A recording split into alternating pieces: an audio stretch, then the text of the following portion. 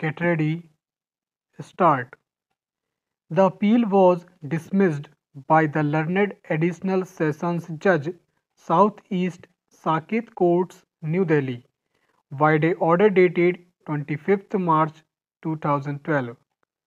Thereafter, the appellants, after expiry of 3 weeks, filed second application under Section 438 CRPC,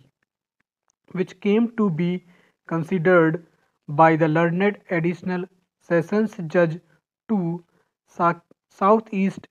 New Delhi, who allowed the same by the impugned order dated 10th March 2012. The aforesaid order was assailed before the High Court on two grounds. First, the accused persons had misrepresented the facts and that there was no change in the circumstances, and second, the application for grant of anticipatory bail could not have been entertained by the learned Additional Sessions Judge for the first application was rejected by the learned Additional Sessions Judge 6 Southeast Saket. The High Court referred to certain decisions with regard to the parameters for grant of anticipatory bail, absence of change of circumstances, conduct of the accused persons in the manner in which they had executed the agreement for sale, the need for custodial interrogation, and the impropriety of,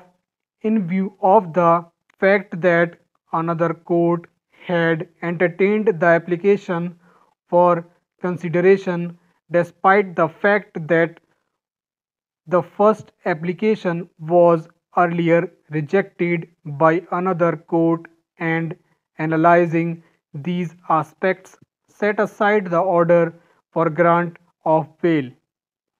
It is necessary to state here that the High Court has drawn a distinction between an order passed which is perverse in nature, inviting the wrath of impropriety, and a cancelling order of bail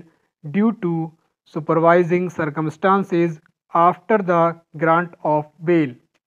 We have heard the learned senior counsel for the appellants, learned ASG for the state of NCT of Delhi, and the learned counsel for the informant, the second respondent.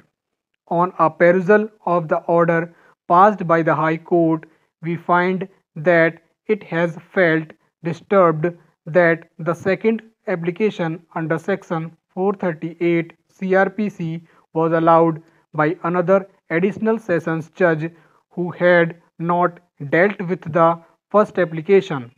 It has opined that the second judge could not have entertained the bail application, especially when the earlier judge was available.